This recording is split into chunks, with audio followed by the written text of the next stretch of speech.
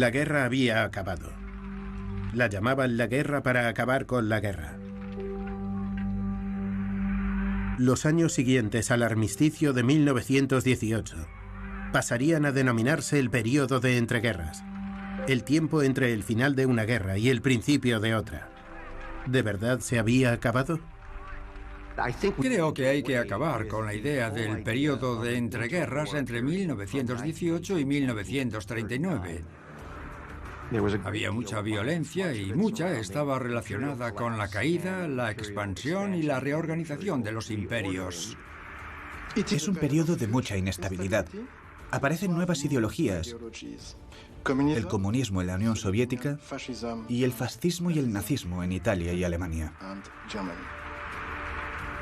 Por toda Europa, las democracias van a ser tentadas por las nuevas formas de regímenes políticos.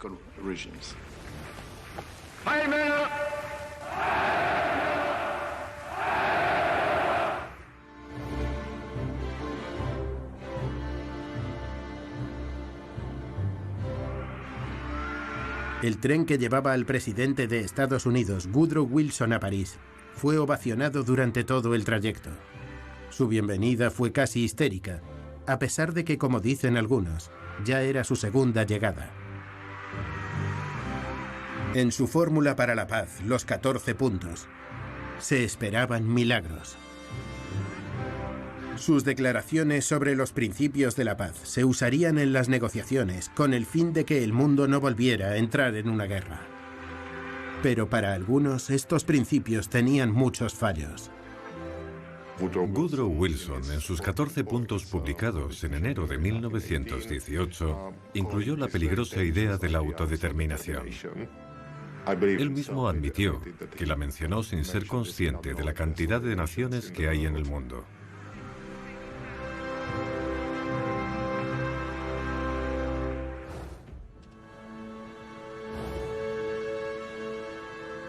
El 18 de enero de 1919 se inició la Conferencia de Paz en Versalles, en el Salón de los Espejos. Entre las a veces feroces deliberaciones de los líderes presentes, estaba el trabajo de 52 comisiones y comités relacionado con asuntos militares, financieros y territoriales. Las recomendaciones de estas deliberaciones formarían un tratado muy polémico. El coronel T. E. Lawrence, Lawrence de Arabia, en Versalles, con la delegación árabe, escribió: «Cuando amaneció el nuevo mundo, los hombres mayores volvieron y nos arrebataron nuestra victoria». Con los hombres mayores se refería a Wilson y sus 14 puntos. El primer ministro británico David Lloyd George, cuya capacidad para crear el mapa incluía frases como «¿Quiénes son los eslovacos? No sé dónde ponerlos». Su homólogo francés, Georges Clemenceau, que sentía el peso de más de 1 millón de hombres perdidos en la batalla. «Tienen reclamaciones que hacer», dijo. Él quería que Alemania pagase. Los alemanes llegaron a Versalles y compararon los 14 puntos de Wilson con lo que tenían que firmar ellos. Y señalaron las enormes diferencias. Se sintieron traicionados. La exigencia emitida en Versalles más vilipendiada de la historia es la de las reparaciones. Estas fueron justificadas en el artículo 123, la famosa cláusula de culpabilidad de la guerra, que le achacó toda la responsabilidad de la guerra a Alemania.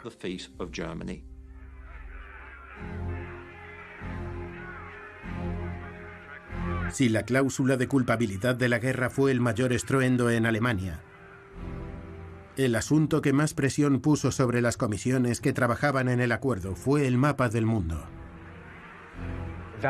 Versalles en 1919 fue un momento en el que las esperanzas nacionalistas reavivaron, incentivadas por la retórica de Wilson sobre la importancia de escuchar a los pueblos colonizados. Las grandes potencias, Se enfrentaron a peticiones de grupos nacionales, étnicos, religiosos y lingüísticos, que presentaban reclamaciones con cifras cuestionables y mapas confusos, por no decir descaradamente fraudulentos. Todos los políticos de estos nuevos países mandaron buscar en las bibliotecas mapas de cuando habían tenido la mayor extensión de territorio, para hacer una reclamación histórica del mismo. ¿Cuáles eran estos países de nueva creación? Eran principalmente los sucesores del Imperio Habsburgo, que durante siglos había pintado una franja ancha que atravesaba Europa. Las consecuencias de la Primera Guerra Mundial habían sido devastadoras para el Imperio Habsburgo, que se había desintegrado incluso antes de que se firmase ningún tratado. Lo que ocurrió tras la caída de la monarquía habsburga, de este imperio multiétnico, fue la creación de unidades políticas más pequeñas, que se parecían mucho a la monarquía por la diversidad de la población. No habían cambiado mucho las cosas. Los checos, los eslovacos, los rumanos, los rutenos, los croatas, los serbios y demás, todos declararon su independencia. Entre los estados creados por los pacificadores estaban los vecinos que rodeaban a Alemania, que debían controlar cualquier futura agresión alemana. Pero eran naciones pequeñas, incapaces de defenderse a sí mismas de un modo independiente. Objetivos muy fáciles para el renaciente Reich. Este tratado de paz dejó a los alemanes relativamente fuertes en potencia. Esto se dice muy a menudo. Incluso aunque en ese momento estuvieran muy debilitados por las condiciones, los pagos y por las restricciones, Alemania se mantenía más o menos igual. Los pagos por las reparaciones, según el acuerdo, ascendían a unos 2.000 millones de marcos por año. Una carga que sin duda Alemania podía asumir. Nadie dudaba de que el Reich se recuperaría. El peligro radicaba en que la recuperación estaba manchada de un sentimiento de venganza. Después del final de la Primera Guerra Mundial, en Alemania había un sentimiento de podríamos haber ganado la guerra, y lo impidió la puñalada que les dieron por la espalda. Esa idea había sido extendida deliberadamente, sobre todo por los grandes mandos militares de los dos últimos años de la guerra, el mariscal Paul von Hindenburg y su ayudante, el general Erich Ludendorff. El general Ludendorff, que estaba en el Hotel Adlon de 5 estrellas, se encontró con el miembro de la Comisión de Desarme de los Aliados, que también se alojaba allí. Ludendorff le expresó al general británico Neil Malcolm su opinión de que el ejército alemán no había sido derrotado, sino traicionado por fuerzas internas. ¿No los derrotaron?, preguntó Malcolm. ¿Quiere decir que los apuñalaron por la espalda? Esa fue una de las leyendas del periodo de entreguerras más propagadas y nocivas, que involuntariamente había creado un general británico. Esta historia era falsa de principio a fin, y lo sabían perfectamente. Pero también sabían que esa mentira no solo les ayudaría a mejorar su reputación, sino también a restablecer una derecha nacionalista, un movimiento político-militar en los años posteriores a la guerra. Quizá lo más llamativo es que la revolución que amenazó con estallar en Alemania nunca consiguió hundir a la incipiente república. Las primeras elecciones concluyeron con el éxito de un grupo de partidos moderados que respaldaban el liderazgo de Friedrich Ebert. Ebert servía muy bien a la República. Intentaba acabar con las tendencias separatistas en varias regiones de Alemania. Defendía la ley y trabajaba leal y fidedignamente con cancilleres y gobiernos que pertenecían a distintos partidos políticos. El desafío de Ebert era el rencor heredado por la Primera Guerra que para muchos aún no había sido resuelta. Un rencor que permitió a sus oponentes etiquetarlo a él y a aquellos que habían firmado el armisticio como los traidores de noviembre.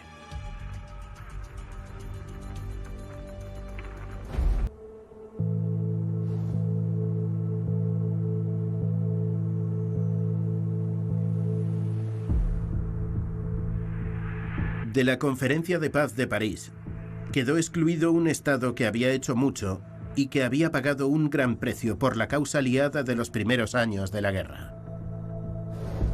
El secretario de prensa del presidente Wilson, Ray Stannard Baker, dijo: París no tiene sentido sin Moscú. Rusia jugó un papel más importante en París que Prusia. Tenían miedo de las consecuencias del éxito bolchevique, de las posibilidades de internacionalismo y de una revolución mundial.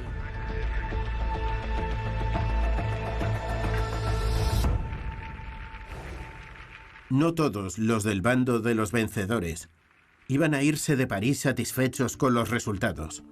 La delegación japonesa tenía grandes expectativas en las negociaciones. Japón tuvo un papel fundamental en la conferencia de paz. Era uno de los 5 grandes, junto con los estadounidenses, los británicos, los franceses y los italianos. Tratar asuntos de 50 años era muy emocionante para un país que había sufrido tratados desiguales. Significaba ocupar el mismo rango que las grandes potencias, siendo la única gran potencia no occidental. Estas celebraciones se volverían agrias cuando rechazaron su intento de incluir una cláusula sobre igualdad racial como una enmienda al tratado. Finalmente, esa cláusula sobre igualdad racial nunca vio la luz. Cayó a instancias del primer ministro australiano, Billy Hughes, que contó con el apoyo del presidente de Estados Unidos, Woodrow Wilson. El propio emperador le hizo un comentario a un grupo de cortesanos hablando de los orígenes de la Segunda Guerra Mundial. Y dejó muy claro que fue precisamente eso, la negativa de los aliados de incluir la cláusula sobre igualdad racial, lo que llevó a Japón por un camino que acabó en la Segunda Guerra Mundial. A pesar de negarles la cláusula de la igualdad racial, Japón no se fue con las manos vacías. Les garantizaron la transferencia de la propiedad de Shandong en posesión de Alemania. Un movimiento que provocó una ola de protestas en China. La reacción de China a Versalles fue una indignación a nivel nacional. Cuando el Acuerdo de Versalles salió a la luz, 3.000 estudiantes chinos de universidades de Pekín se reunieron en la plaza de Tiananmen para protestar en contra del acuerdo, que traspasaba los territorios alemanes de China a Japón.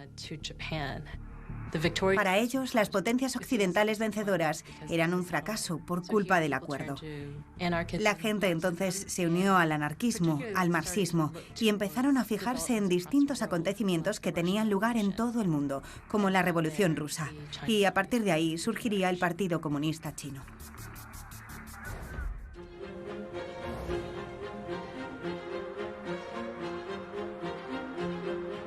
Italia también se fue de Versalles atormentada. El primer ministro Orlando salió hecho una furia y volvió a Roma, donde lo recibieron como a un héroe. Los intereses de Italia no se vieron satisfechos en absoluto por los resultados de la Conferencia de Paz de París. El famoso poeta y novelista Gabriel D'Annunzio lo llamó la victoria mutilada. Los aliados de Italia, Francia y Gran Bretaña no creían que Italia hubiera hecho una contribución tan importante como para merecer los objetivos que habían establecido en el Tratado de Londres de 1915. Aparecieron los grupos de fasci que peleaban en las calles. Uno de ellos, los Fasci de Combattimento, lo fundó el periodista Benito Mussolini. Una de las cosas más importantes que Mussolini intentaría explotar durante el periodo de la posguerra es la memoria de la Primera Guerra Mundial. Los fascistas interpretan la guerra como un símbolo de unidad. La guerra para los fascistas había sido un enorme sacrificio y un momento de unión y orgullo nacional. Mussolini intentó entrar en política en las elecciones generales de 1919.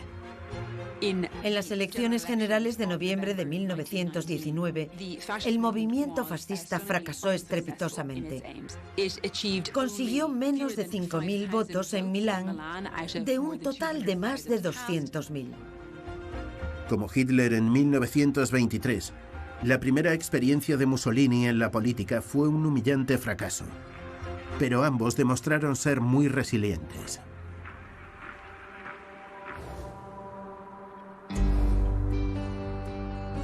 Negociar la paz también significó redibujar el mapa, o más bien redistribuirlo.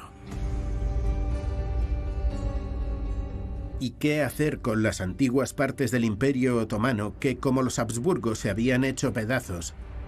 Era una prioridad en la agenda de la paz. El acuerdo definiría los nuevos territorios distribuidos como mandatos. El sistema de mandatos que se puso en marcha en los antiguos territorios otomanos de Palestina, Transjordania, Irak, Líbano y Siria pasaron a estar bajo una forma de dominio colonial, aunque con algunas restricciones a Gran Bretaña y a Francia. Veían los mandatos, con razón, como una forma de colonialismo europeo. Y desde el principio se toparon con una firme resistencia por parte de los nacionalistas, como por ejemplo los sirios, que sentían que los mandatos no eran más que un gobierno imperial europeo. ¿Y quién iba a supervisar esta nueva configuración del mundo? El presidente de Estados Unidos, Wilson, había ido a París con sus 14 puntos, y el último establecía que deberá crearse una Asociación General de Naciones, a constituir mediante pactos específicos, con el propósito de garantizar mutuamente la independencia política y la integridad territorial, tanto de los estados grandes como de los pequeños. La Sociedad de las Naciones era la gran institución encargada de crear un espacio donde los estados pudiesen resolver sus diferencias de una forma pacífica y diplomática. Era, como dicen algunos, un sueño irreal y utópico. De hecho, muchos de los compatriotas de Wilson decían que era un sueño irreal y se negaban a ratificar el pacto. Estados Unidos estuvo visiblemente ausente de la Sociedad de las Naciones una vez que se formó, a pesar de ser una idea de un presidente americano. Quizás si la Sociedad de las Naciones hubiera hablado por todas las grandes potencias, las cosas habrían sido diferentes. Pero no fue así. Seguramente, a largo plazo, no habría habido muchas diferencias.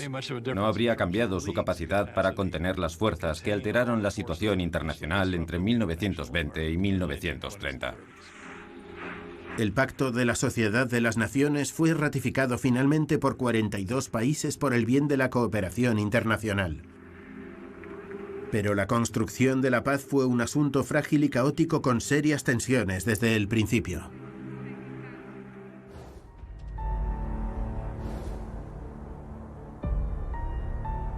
La conferencia de Spa, celebrada en julio, acordó la distribución de las reparaciones de las que Alemania era responsable. Francia un 52%, Gran Bretaña y su imperio un 22%, Italia un 9,3%, Bélgica un 8%, Yugoslavia un 5,9% y un 3% para el resto. Quedaba por acordar la responsabilidad total. Pero ¿podría Alemania pagarla? Los ciudadanos debían lidiar con la desnutrición y la falta de alimentos también durante la posguerra. Se iban a las aldeas, a los campos, a intentar recoger alimentos para hacer trueques o los robaban de los campos. Este asunto entre los habitantes de las ciudades y los aldeanos lleva a una de las grandes divisiones de la sociedad de los primeros años de la República de Weimar.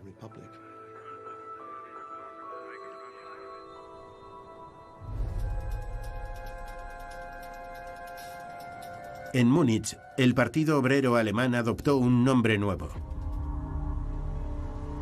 Nationalsozialistische Deutsche Arbeiter, o nazi, como acabaría llamándose. Su atracción principal era Adolf Hitler.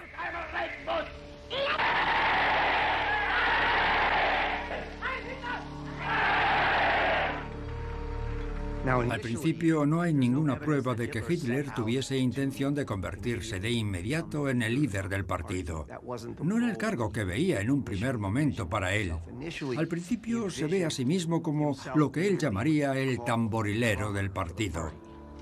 Y se encargaría de usar su tambor, que era su voz. La gente decía que cuando empezaba sus discursos hablaba un poco entrecortado y dudoso. Intentaba encontrar su camino y descubrir dónde estaba la multitud. Al final, los hombres saltarían y lo animarían, y las mujeres desfallecerían por sus palabras. Podía ser un verdadero movilizador de masas.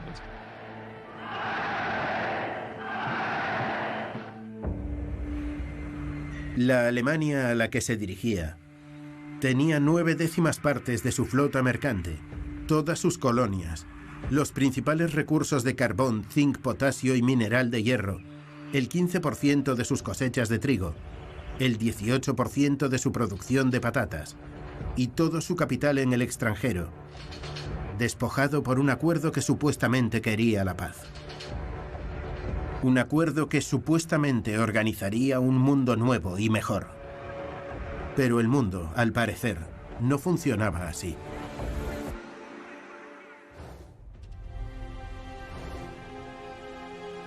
En Rusia, no hubo tregua para el régimen bolchevique tras la Primera Guerra Mundial, que luchaba por sobrevivir en una violenta guerra civil entre 1918 y 1922, que afectó a millones.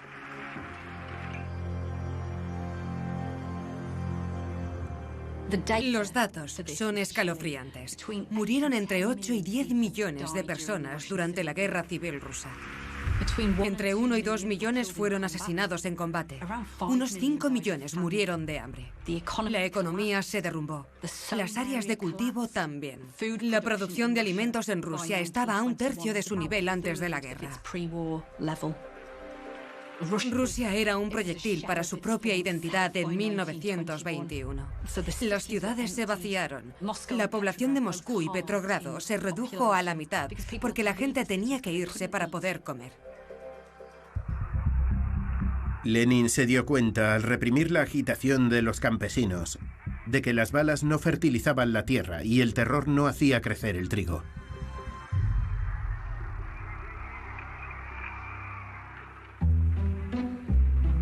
En marzo, la nueva política económica, la NEP, demostró que al menos Lenin era suficientemente pragmático como para aprender de sus errores. Introdujo una economía de mercado parcial. La nueva política económica no nace totalmente desarrollada. No es algo que ideasen en detalle tras la guerra civil. Empieza poniéndole fin a la requisa de cereales. Saben que los campesinos van a iniciar una rebelión y los bolcheviques están muy débiles como para enfrentarse a las consecuencias de una rebelión campesina.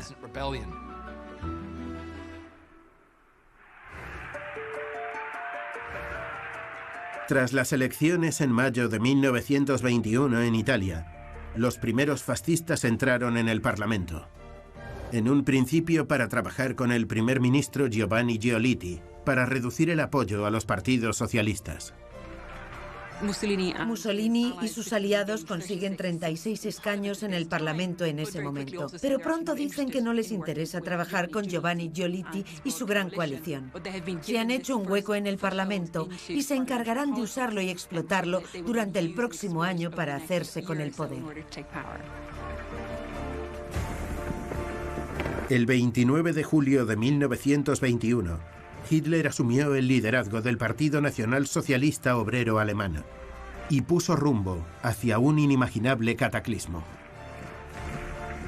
Y además de eso, estaba decidido a conseguir que el partido nazi, que era muy pequeño, no fuese absorbido por un partido más grande de la extrema derecha, ni incluido en ninguna coalición de partidos ultraderechistas. Estaba decidido a mantener un perfil único e independiente. Da lo mismo si se ríen de nosotros o nos insultan, dijo Hitler. Lo importante es que nos mencionen. Vemos el auge del nacionalismo como la primera fuente de legitimidad política, junto con el comunismo en la Unión Soviética. Pero en Europa del Este y en Centroeuropa, en Alemania, es el nacionalismo.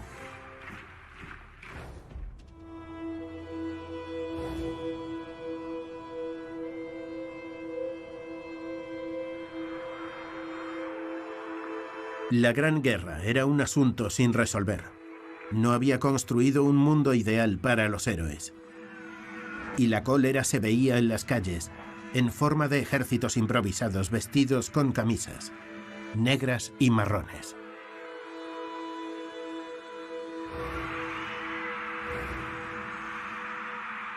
«1922 fue el año en el que Mussolini se hizo con el poder, el primero de los dictadores. Permanecería en el poder durante 21 años. Existe un debate entre los eruditos en fascismo italiano sobre hasta qué punto el régimen se sostenía con el permiso de las masas o por ser un régimen de coerción. En el fondo es un poco de ambas, pero todo lo que hace el fascismo está sustentado por la coerción y la violencia. No se hizo con el poder por liderar una marcha revolucionaria sobre Roma. La historia y el rey Víctor Manuel no fueron bien informados. Llegó en tren, con una camisa negra, unos pantalones negros y un bombín. Tenía 39 años.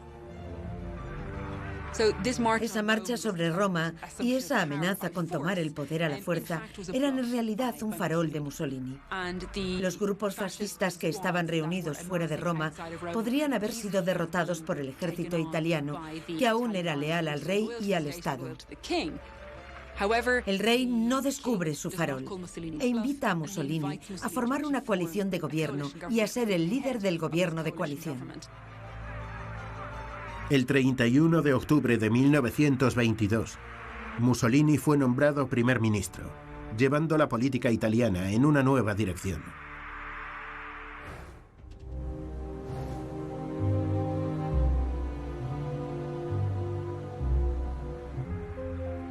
A principios de 1923, la carga de los pagos por las reparaciones de Alemania estaba llegando a un punto crítico. En enero de 1923, el gobierno alemán llegó a la conclusión de que simplemente no podían asumir el pago de las reparaciones. El 9 de enero, la Comisión de Reparaciones acordó que Alemania no estaba cumpliendo con los pagos por las reparaciones. Y podría ser un detonante para la reocupación francesa de Ruhr. Una operación militar que tenía toda la pinta de ser una invasión pospuesta en 1918. Como respuesta, los trabajadores de las tierras de Ruhr se pusieron en huelga y el gobierno alemán dijo: continuaremos pagándoos vuestros salarios. Pero sin los ingresos de los impuestos o de la tierra de Ruhr, se vieron obligados a imprimir dinero para poder cumplir con los pagos. Esto les llevó a una inflación exponencial y fuera de control. La hiperinflación alcanzó su punto más álgido en noviembre, cuando el valor del marco cayó 4 billones por debajo del dólar. Un kilo de pan de centeno costaba 163 marcos en enero de 1923. En noviembre el precio había aumentado hasta los 233 miles de millones de marcos. 1923 fue un año horrible para Alemania. La mayor parte del año se vieron ante un terrible episodio de hiperinflación que acabó con los ahorros de millones de alemanes, especialmente los de clase media.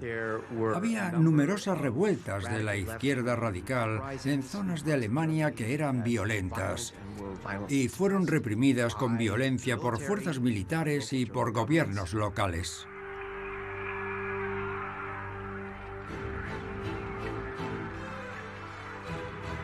Por entonces, Hitler daba unos 6 discursos al día.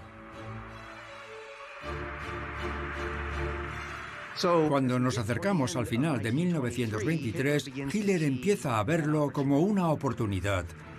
Una oportunidad de organizar un golpe de Estado contra el gobierno del Estado de Baviera.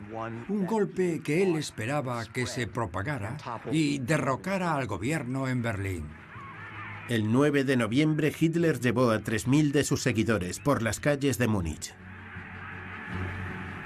La idea era imitar lo que había hecho Mussolini en Italia el año anterior con su famosa marcha sobre Roma. La conspiración fracasó y Hitler aprendió a las malas que no podía contar con los políticos locales de Múnich o de Baviera. La policía les bloqueó el paso. Dispararon armas de fuego. 21 personas fueron asesinadas y la revolución de Adolf Hitler terminó tan rápido como había empezado. Hitler se escapó y fue arrestado 2 días después, y más tarde lo llevaron a juicio junto con otras importantes personalidades. Muchos historiadores dicen que el juicio hizo de él una figura nacional en las mentes de los alemanes de fuera de Baviera. Ya en 1923 Hitler empezó a hacerse el hueco que estaba destinado a ocupar.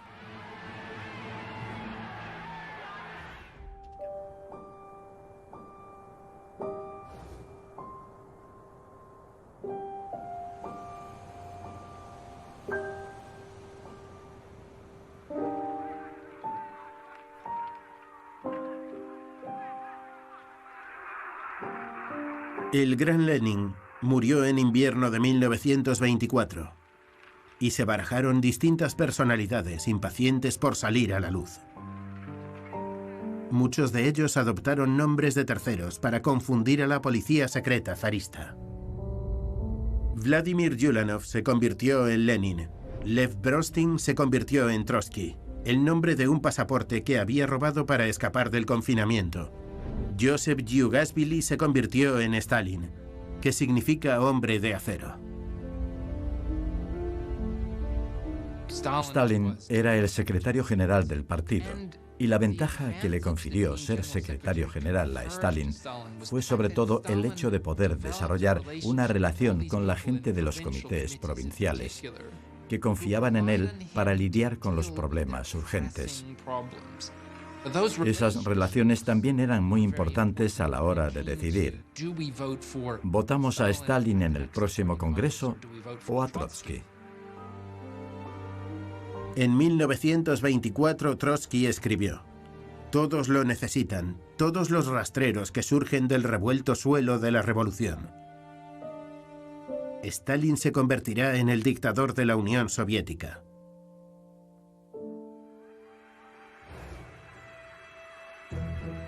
En 1925, en las elecciones a la presidencia alemana, Ludendorff se presentó por el partido nazi. Ludendorff estaba preocupado por preparar a Alemania para otra guerra y ganarla. Pensó que tendría que haber una dictadura efectiva que pudiese aplastar toda la oposición interna y hacer una propaganda eficaz para que la gente luchase y se sacrificase por ella. Esto se convirtió en el concepto nazi de la comunidad nacional o Volksgemeinschaft. Ludendorff recibió un 1,1% de los votos. Y no le tranquilizó que el elegido por el pueblo alemán para ser presidente fuese un hombre que era literal y figuradamente un ejemplo del militarismo prusiano. Y el emblema de la victoria robada de la Primera Guerra Mundial: Paul von Hindenburg.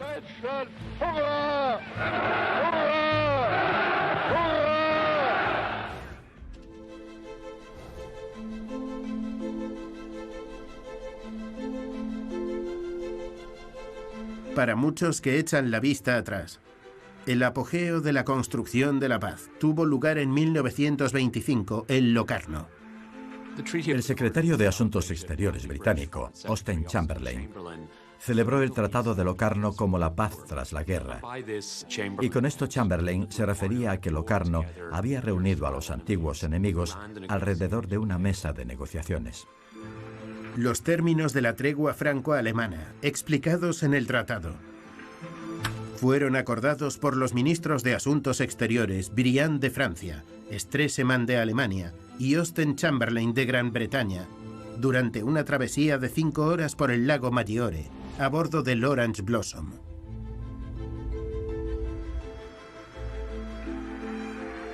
Locarno se aprobó en el Reichstag en contra de la fuerte oposición de la derecha. Por ley, aprobaba la entrada de Alemania en la Sociedad de las Naciones, que tenía una deuda con Aristide Briand y con Austen Chamberlain.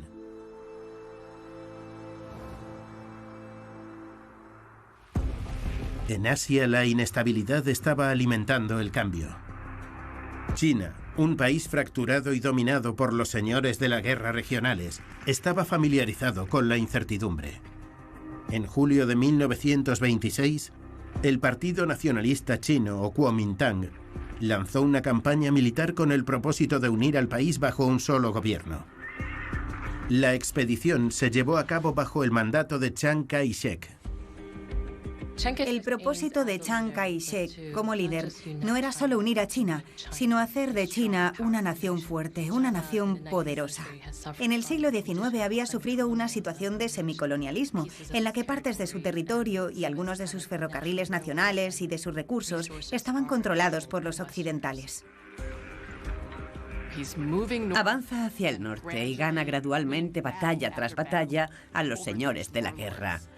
Y en el proceso también notifica a los imperialistas de que, a no ser que empiecen a trabajar con él, a no ser que sean más cooperativos y negocien la devolución de sus derechos e intereses, también está dispuesto a ir a por ellos. No solo los poderes occidentales podían perder el control de sus posesiones con la unificación de China. La zona de influencia de Japón se encuentra en el norte, en Manchuria. Por eso se ponen cada vez más nerviosos, por lo que esa expedición del norte podría implicar para ellos.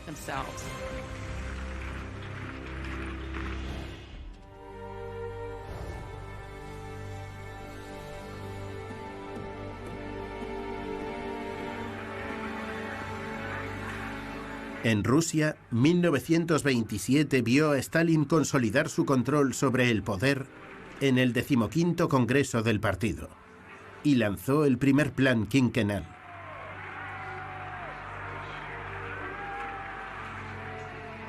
Exigía un aumento del 110% de la producción de carbono, un aumento del 200% de la de hierro y del 335% de la energía eléctrica.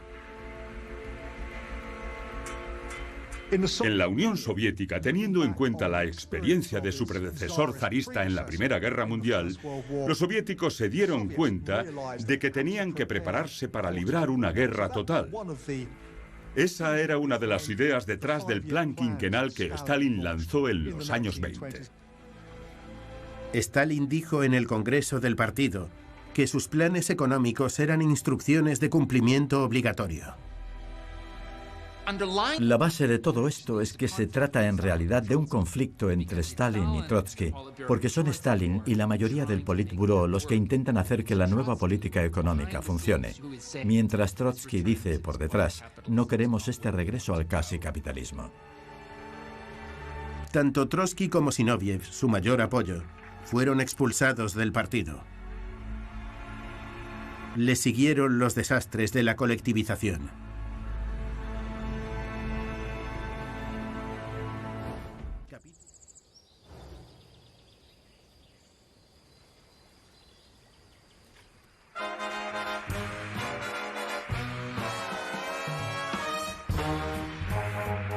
En esos 5 años de frívola avaricia, desde Locarno hasta el crack, unos 30.000 millones de marcos acabaron en Alemania.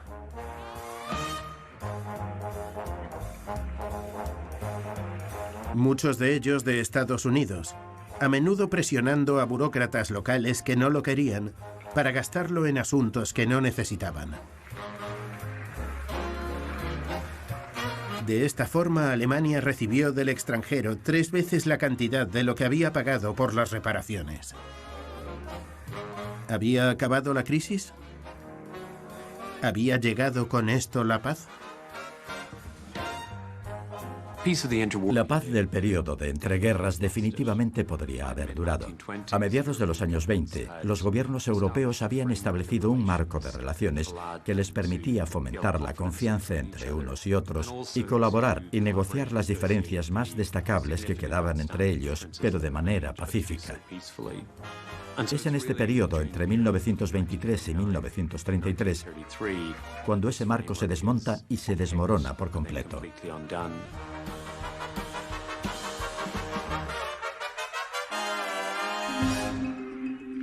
La realidad era que en 1928, la democracia se había esfumado de Italia, España, Portugal, Hungría, Austria, Yugoslavia, Polonia y Lituania. Nunca se había establecido en la Unión Soviética. Era limitada en Japón e inexistente en China. Tras el éxito de la expedición del norte, Chiang Kai-shek buscaba consolidar su posición como líder del Partido Nacionalista Chino. Podía manipular a sus rivales, como a Jiang Qingwei, que debía ser el verdadero sucesor del fundador del Kuomintang, Sun Yat-sen. Y por el modo en que lo hizo, jugando a los bandos dentro de su partido, con unos y con otros, gracias a eso, se convirtió en la figura más destacada de todo el Partido Nacionalista Chino. En marzo, Chiang ordenó desarmar la milicia comunista en su ejército. En abril, inició la purga anticomunista. Pero como el Kuomintang tenía miedo de lo que estaba pasando a su revolución, se volvieron en contra de los comunistas. Esto hizo que los comunistas chinos se fueran al campo, empezando así una guerra civil. Había 600.000 miembros en el Partido Comunista Chino, de los que apenas quedaron 10.000. Cientos de miles de campesinos fueron asesinados en lo que se denominó como el Terror Blanco.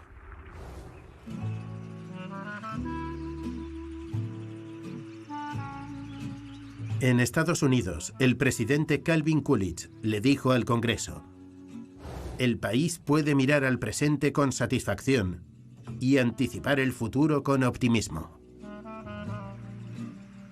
Era un mensaje de despedida.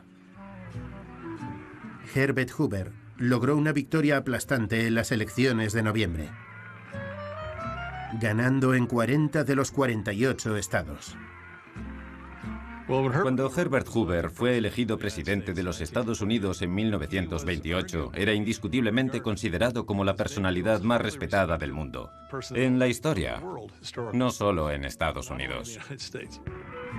La victoria de Hoover fue sobrepasada por la derrota aplastante que sufrió 4 años más tarde, cuando el Time Magazine lo apodó como el presidente rechazo. ¿Por qué?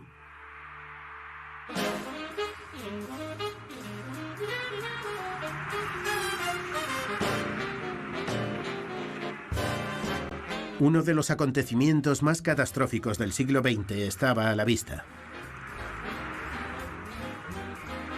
Y aunque la era del jazz aún estaba en pleno apogeo, todas las burbujas acabaron estallando.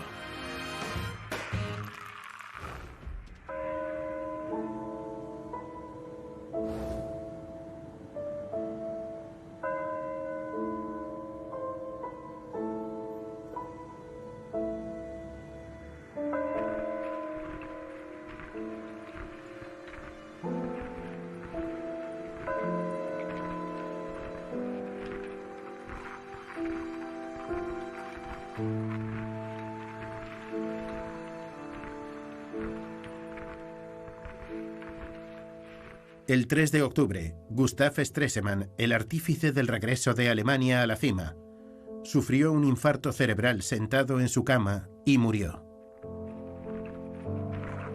En su obituario, The Times dijo sobre Stresemann: "Gracias a su liderazgo, Alemania está prosperando y tiene un importante papel en los asuntos europeos". Pero Stresemann sabía mucho más.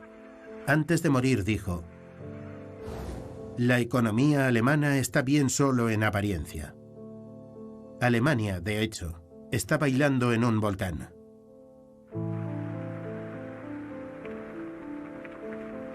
Si Estados Unidos exige el pago a corto plazo, gran parte de nuestra economía se hundirá.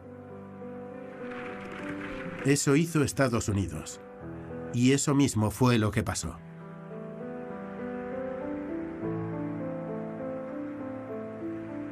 Al final del martes negro, el 29 de octubre, las pérdidas de Wall Street ascendieron a los $10.000 millones. más que la deuda nacional y el doble del dinero en circulación. Herbert Hoover dijo: "El problema del capitalismo son los capitalistas por su maldita avaricia".